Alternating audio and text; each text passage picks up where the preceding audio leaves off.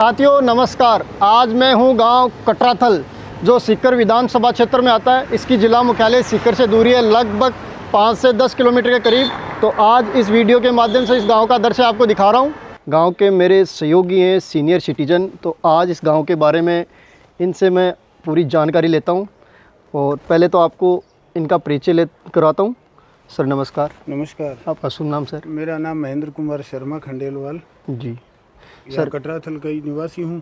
Four fathers काफ़ी सारी पीढ़ियों से यहीं थे। जी। कितने साल के हो गए आप? मैं 62 का हूँ। जी।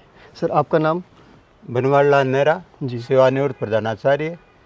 सर जो आपका गांव है कटराथल, ये कितनी साल पुराना गांव है? इसकी जो नींव थी, स्थापना थी, किस व्यक्ति ने रखी? और इस कटराथल का नाम है, किस व्यक्ति के नाम से कटराथल नामकरण रखा गया?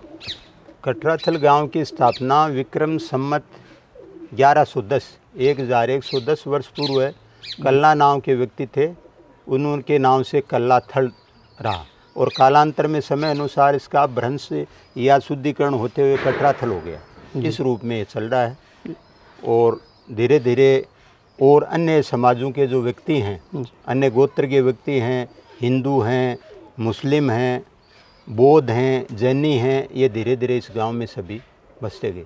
और सीकर से बहुत पहले से बसा हुआ गांव है। ये जो अपन जहाँ खड़े हैं जी, ये मेरे संभवतया ये मुगल कालीन युग में, जब बीच में मुगलों का शासन अपने 1100 ईस्वी के बाद शुरू हुआ था, उस युग में कहीं 1500 ईस्वी के आसपास, 1400 ईस्वी के आसपास यहाँ कोई न कोई फिर शासक, राजपूत शासक रहा है निश्चित रूप से। और उस टाइम में यहाँ कोई लड़ाई भी हुई, क्योंकि यहाँ हमारा ये जो एरिया है, यहाँ खुदाई करते हैं, उसमें जो अवशेष मिलते हैं उसमें बहुत सारे हड्डियों के ढांचे भी मिलते हैं, पुराने ज़माने के बर्तन मिट्टी के वो भी मिलते हैं। इसके अलावा मूर्तियाँ भी मिलती हैं। जी। वर्तमान में की हुई जैसे आज की तारीख में देखा जाए तो कोई आपको, जैसे यहाँ आपने नींव रखी अपने मकान की, तो उसमें क्या खुदाई में अंदर नीम बहुत चौड़ी, मेरे ख्याल है कम से कम 7, 8, 10 फीट चौड़ी तक की नीम जो है वो यूँ लंबी की लंबी नीचे गहराई में, और उसमें बर्तन मिट्टी के अलग अलग प्रकार के, कुछ तांबे के भी। यहाँ मंदिर में कुछ दिनों पहले खुदाई हुई थी, उसमें एक घंटा बहुत पुराना वो निकला था, प्राचीन काल का। हाँ, हमने शायद पुरातत्व वालों को भी उसकी सूचना दी थी। और एक बक्सा मिला था, मजूस टाइप का, संदूक जिसको बोलते हैं ना, उस टाइप का। तो ये मंदिर का भी करीब करीब मेरे ख्याल है 400 साढ़े 400 वर्ष पुराना तो मंदिर ही है ये। और यहाँ उस टाइम ऐसा मानना है कोई, क्योंकि चूँकि इतिहास कहीं लिपिबद्ध तो है नहीं, पर कि यहाँ निश्चित रूप से कोई संघर्ष हुआ, और उस संघर्ष में उसके बाद ये सब नष्ट हो गया। ये अवशेष एक बुर्ज का ही बचा है। तो यहाँ कोई शासक रहा है, नाम उसका पता नहीं, प्रॉपर पता नहीं है। शेखावत वंश थे वो। शेखावत वंशों ने यहाँ पहले राज किया है, ऐसा मानना है, हुआ है। मानना ऐसा ही मानना। 15वीं शताब्दी के बाद में जो इलाका है अमृतसर से लेकर जी, ये जो वर्तमान स्वरूप में शेखावाटी कहलाता है, जी। पहले वह नहरावाटी कहलाती थी। तो शासक उसमें जिसका शक्ति बल मजबूत होता था वही शासन स्थापित हो जाते थे। तो 15वीं और 16वीं शताब्दी में इस इलाके में शेखावत शासक हुए, और उसके बाद में ये इलाका आज भी वर्तमान में शेखावटी कहलाता है। और उसी समय की ये प्राचीन बुर्ज है जी, जो यहाँ ऐतिहासिक पुराने प्राचीन बर्तन हैं, मिट्टी के ऐसे हैं, लोहे के औजार हैं, जैसे मोहनजोदड़ो और हड़प्पा वाली सभ्यता मिलते हैं। वैसे जब किसान वगैरह कई बार क्या ज़मीन का लेवलीकरण करते हैं तो 2-2, 3-3 फुट नीचे हैं, वो ऐसे अवशेष आज भी मिलते हैं। कहना गाँव वालों का मानना है कि एक समय यहाँ बड़ा राजा का राज रहा है, गढ़ रहा। हाँ, गढ़ रहा, मतलब पूरा कंप्लीट गढ़ था। उसके बाद में उस पर कोई आक्रमण हुआ है, युद्ध हुआ है, तो वो गांव कंप्लीट खंडित नष्ट हो गया। उसके बाद में फिर से गांव की नींव रखी गई। वो चीजें क्या नीचे चली गई, नीचे दब गई। उसके बाद में जो कुछ तो थोड़े लोग रहे होंगे, उसके बाद और लोग आते गए, और फिर वो गांव इस रूप में आ गया। जी जी। और लगभग 300 वर्ष पहले सीकर की स्थापना हो गई। जो सीकर पहले वीरबान का बास के नाम से प्रचलित था। तो फिर क्या है कि ये यहाँ के शासक कमज़ोर हो गए और सीकर के अधीन ही हो गई, कटराथल सीकर के अधीन। ये ठाकुर जी महाराज का मंदिर है। सर जो आपने बताया सबसे प्राचीन मंदिर यही है क्या? वो ये जानकी वल्लभ जी का मंदिर है। यहाँ ज़्यादा मंदिर या तो जानकी वल्लभ जी के हैं, जिसमें 3 मूर्ति हैं, राम, लक्ष्मण और सीता जी की।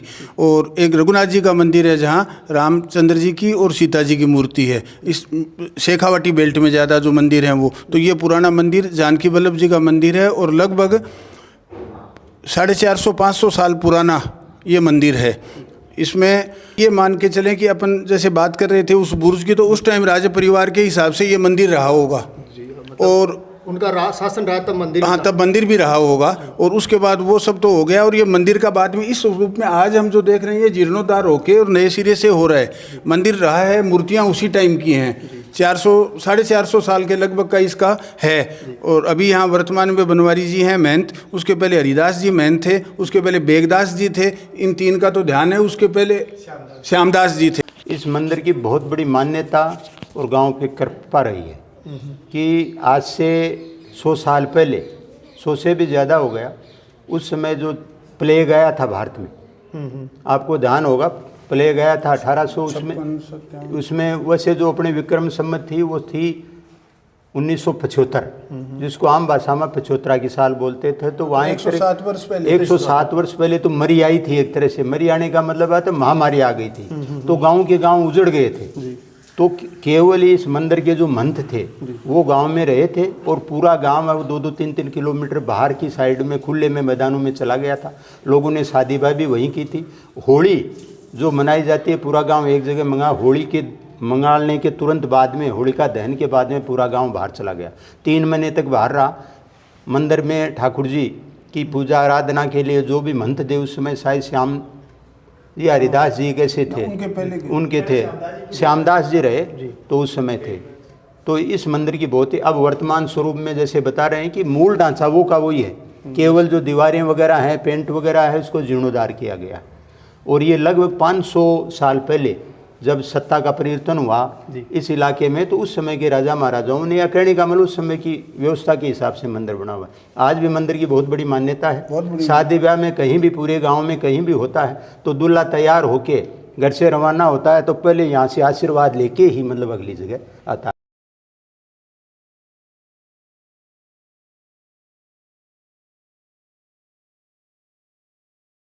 करीब 4-5 साल पहले मंदिर के नोरे में, जहाँ मंदिर के उस ज़माने में बाबा जी के समय में बैलगाड़ियाँ, बैल और वो गायें बंधा करती थी, वहाँ कुछ निर्माण कार्य के लिए नीम खोदी गई।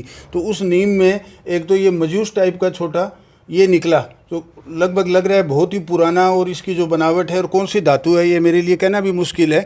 और उसी टाइम एक घंटा मिला था बहुत बड़ा, तो वो घंटा फिर हमने क्या पुरातत्व विभाग वालों को सूचित किया था। और एक मूर्ति मिली गणेश जी की, उस मूर्ति में नीले पत्थर की मूर्ति थी, पैर बहुत सुंदर तरीके से और नीचे खुदाई करी हुई, कमरबंद पर खुदाई करी हुई, लेकिन ऊपर जो है वो सर उसका जो है वो खंडित किया हुआ था।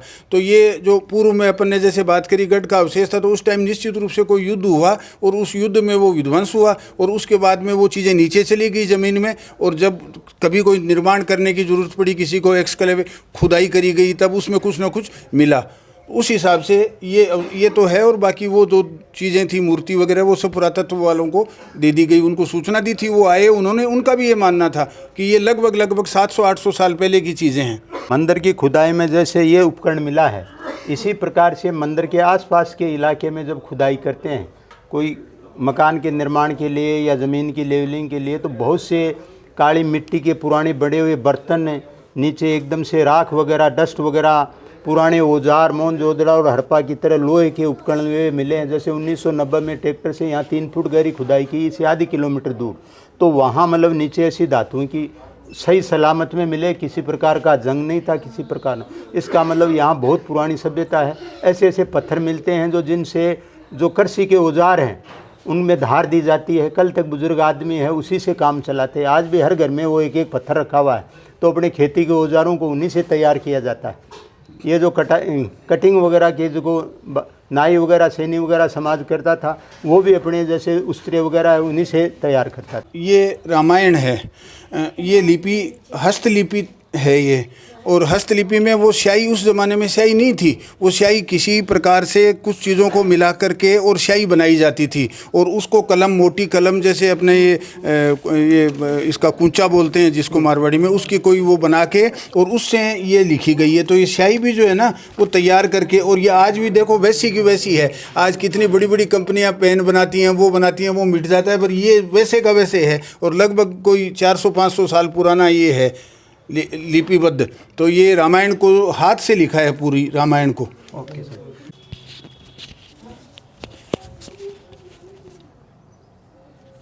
ये सूर्य स्तंभ है। जानकी वल्लभ जी के मंदिरों में सामने सूर्य स्तंभ होता है, सूर्योदय जिस तरफ होता है वहाँ सूर्य की, तो ये वो प्रतीक के रूप में है। और इसके ऊपर कहीं ना कहीं संमत भी लिखा हुआ है, पढ़ाया नहीं, पढ़ने में थोड़ी सी असमर्थता है क्योंकि भाषा के दृष्टिकोण से भाषा नहीं समझ पा रहा हूँ, लेकिन इसके एग्जैक्टली 400-450 साल के उस टाइम के पीरियड का ही है ये।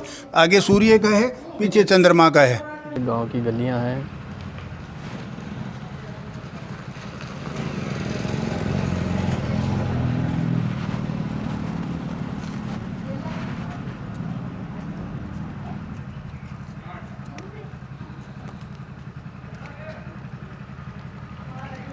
हाँ, अभी हम यहाँ बुद्ध सिंह जी की छतरी, ये विख्यात और प्रख्यात है गांव में। तो ये श्रुति के हिसाब से जो हम लोग सुनते आ रहे हैं, उससे पहले भी जिन्होंने सुन के हमें बताई है, उसके पहले वालों ने बताई कि तो यहाँ कोई किसी युद्ध में बुद्ध सिंह जी लड़े थे और उनका मस्तक कट गया था। उसके बाद वो चल के घोड़े के ऊपर, घोड़ा उनको लेके आया, कितने किलोमीटर, 1 किलोमीटर, आधा किलोमीटर, जो भी जहाँ कहीं भी लड़ाई हुई, और यहाँ आने के बाद वो गिर गए थे।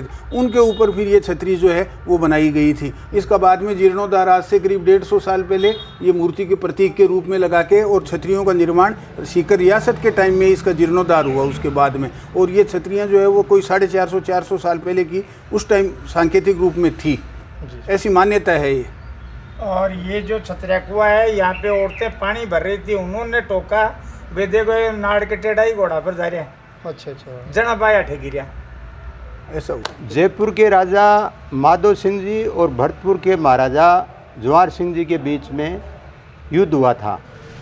उस समय वो अपनी माता किशोरी देवी को लेकर, जोधपुर रियासत के महाराजा भी पुष्कर में उनका आपस में मिले थे, पगड़ी बदल भाई हुए थे। जयपुर के राजा उनसे असंतुष्ट थे, तो वो फिर वापस जब भरतपुर लौटने लगे, तो फिर उस समय जिसका शासन होता था, आज की तारीख में वैसे ही अपनी सीमा से नहीं जाने देते थे, तो वो पुष्कर से चल के इधर से निकले। तो ये शेखावाटी जो क्षेत्र है उसमें जयपुर के अधीनस्थ था। सीकर में उस समय शिव सिंह जी राजा थे, उनके सुपुत्र थे बुद्ध सिंह जी। तो यहाँ के जो भी सूरवीर हैं, सेनापति हैं, या जो भी सामंत उनकी थे, वो सभी मतलब जयपुर की तरफ से लड़े। तो यहाँ इस कलाथल गांव से 1 किलोमीटर दूर जो झुंझारों का झाड़ बोला जाता है, वहाँ आपस में इनके संघर्ष हुआ। तो इस संघर्ष में बहुत से सूरवीर है वो शहीद हुए। उनमें बुद्ध सिंह जी भी, जो शिव सिंह जी के लड़के थे, वो शहीद हुए। तो और युद्ध में इतनी वीरता से लड़े कि इनकी जो धड़ है उसके ऊपर से गर्दन है वो कट के गिर गई थी। तो उसके बाद में घोड़े पे चढ़े हुए ही वो यहाँ गांव तक आए। तो पास में जो ऐतिहासिक छतरिया कुआं है, उसमें पानी के पणगट में उसमें गांव की औरतें पानी भर रही थी। तो उन्हें अचंबा देखा, देखो बिना सिरका है वो घुड़सवार जा रहा। तो उस समय इस जगह जहाँ छतरी बनी, इस जगह उन्होंने अपनी देह को जमीन पे गिर गई, तो उसकी स्मृति में ये बना। बुद्ध सिंह जी की छतरी पर छतरिया कुआं ये है जहाँ पणियारिणी पानी भर रही थी, और बुद्ध सिंह जी उस टाइम बिना सर के, वो धड़ घोड़े पर था उनका, और जिन्होंने आवाज़ देके कहा कि बिना सिर को मोटियार जा रहे हो, और वो यहाँ गिरे थे। तो ये वो छतरिया कुआं है, और यहीं पानी भरा करते थे। गाँव में जल का स्रोत भी यही था उस समय। अंदर के पास जो कुआं, एक कुआं था, एक ऊपर की साइड में, उसके बाद में। और इस कुआं के बारे में ऐसा प्रचलन है कि यहाँ जो शासक था, उन्होंने किसी कारण से अपनी रानी को देश निकाला दिया था। तो उनको जब यहाँ से निकाला तो पहले रानियाँ वगैरह बाहर नहीं निकलती थी, तो वो बाहर निकली। तो उन्होंने फिर रथ के ऊपर, उसे यातायात का साधन केवल रथ थे, तो काला पर्दा ऊपर डाला था। काला पर्दा डालने का मतलब है वो प्रतीक था देश निकाला। जैसे आज युद्ध में सफ़ेद झंडे का मतलब शांति है, शांति का प्रतीक। तो उन्होंने जैसे रानियों को पता चला कि मेरे को तो देश निकाला दे दिया, तो यहाँ उन्होंने रथ को रुकवा कर, जो रथ चलाने वाला था उसमें ठीकरी थी, उसमें जो मिट्टी की घड़े की होती है, उसमें लिखा दिया था कि यहाँ एक पानी का स्रोत हो, पानी का कुआं हो। और मंदिर के लिए इधर एक कुआं बनाया था, जो आज भी श्यामी जी की मंदिर का कुआं कहलाता है। और उसके नीचे 50 बीघा जमीन है, उसमें पूरे पे छतरियाँ बनी थी।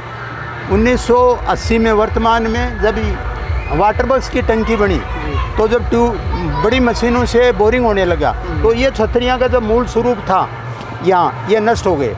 और यहाँ पास में इसकी देवड़ी दूसरी पत्थर की बनी, वो दो थे, तो एक तो वहाँ नीचे जमीन में चली गई, और एक ये गांव का चौक है।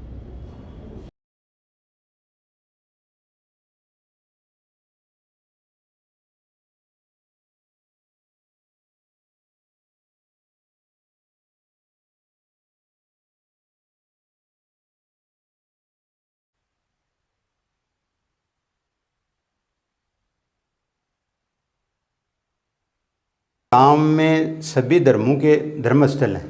तो जैसे वहाँ जो ठाकुर जी का पुराना मंदिर गांव में 500 साल पहले का, वैसे उसमें जैन मंदिर बना हुआ है। और यहाँ बड़ी संख्या में जो गांव के बीच में विद्यमान है जो पुरानी इमारतें हैं, ये उस समय के महाजन थे, विशेष रूप से जैनी वर्ग से, जो बाहर प्रवासियों के रूप में पर बिहार, दिल्ली, पश्चिमी उत्तर प्रदेश उधर जाके अपने व्यापार के संबंध में देश विदेश आगे चले गए। वर्तमान में ये जैन मंदिर है, इसलिए यहाँ उसका ज़्यादा जीर्णोद्धार नहीं, उसका समय के अनुसार केवल एक जैन परिवार यहाँ निवास करता है। गांव के बीच में यहाँ सांस्कृतिक जो भी पहले रामलीला है, कोई नाटक है, कोई सांस्कृतिक मंचन है, वो पूरे गांव का यहीं होता था। इसलिए इस मंदिर के सामने के प्रांगण को रामलीला मैदान बोलते हैं।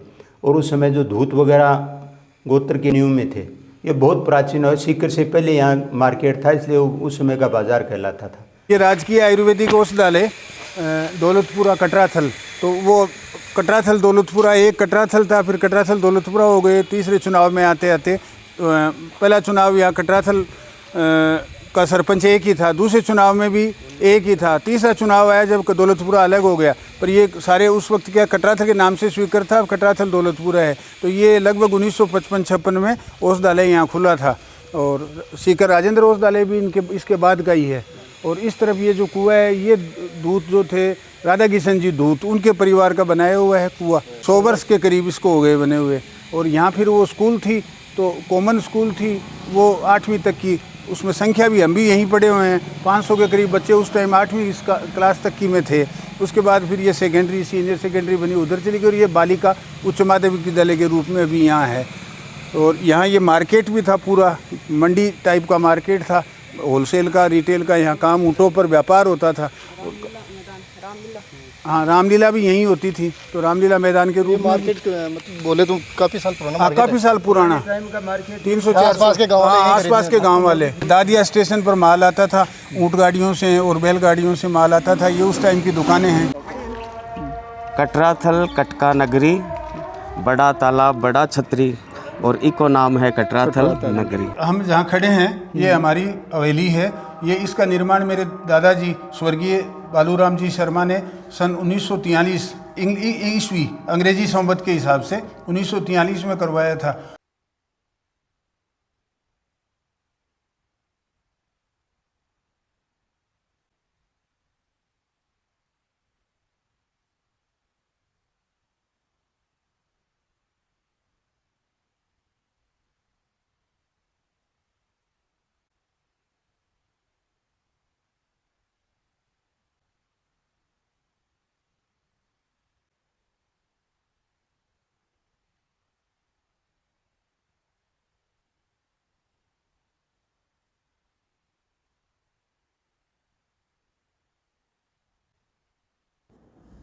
कटरातल गांव का विहंगम दृश्य।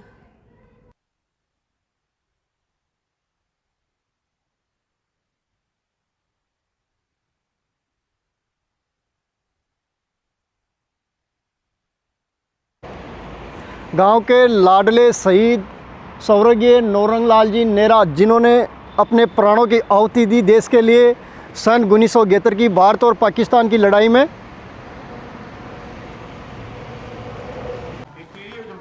गांव की मस्जिद है ये।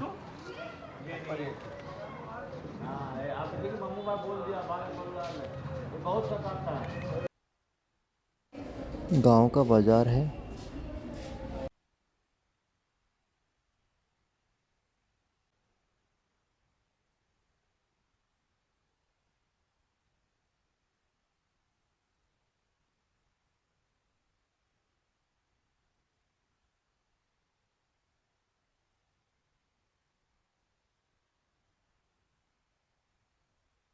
राजकीय कला महाविद्यालय कटरातल, पंडित दीनदयाल उपाध्याय शेखावटी विश्वविद्यालय कटरातल।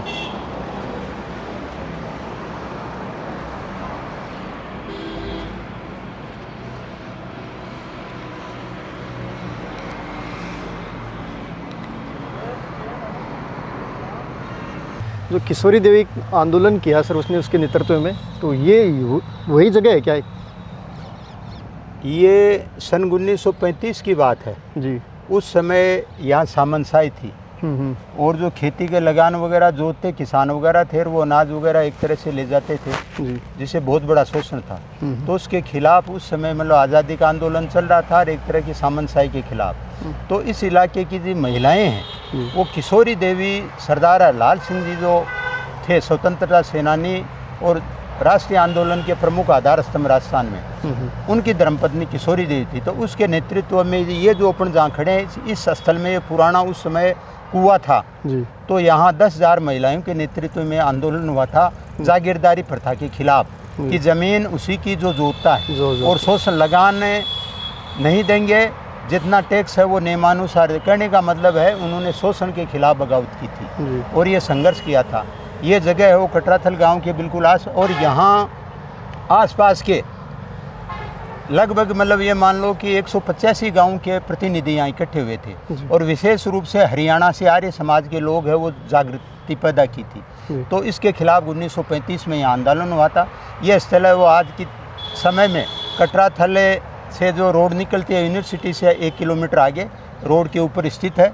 यहाँ से सीधा रहवासा के लिए मतलब अभी रोड निकल गई, मेन रोड जो जीर्ण माता साकमरी होती हुई निकलती है। इधर केसा बालाजी है, यहीं सन 1971 में शहीद हुए थे नौरंग लाल जी नेहरा, उनका शहीद मार्ग इधर से निकलता है जिनका स्टेचू कटराथल मेन स्टैंड पर है। तो ये वो स्थल है, बहुत ही इतिहासी स्थल है जो RS वगैरह में भी ये कई बार प्रश्न पूछे जाते हैं। तो ये अपने राजस्थान में क्या पूरे भारत में महिलाओं की जागृति का इतना बड़ा केंद्र था कि 10,000 महिलाएँ इकट्ठी हुई थी। उस समय कोई संसाधन नहीं थे तो गाँव वालों ने अपने स्तर से ही मतलब खाने पीने का भी कोई इतना नहीं था, आज की तरह होटलें नहीं थी, इतनी समृद्धता नहीं थी, तो घर घर से अनाज ला के यहाँ कड़ाओं में उस समय के थे।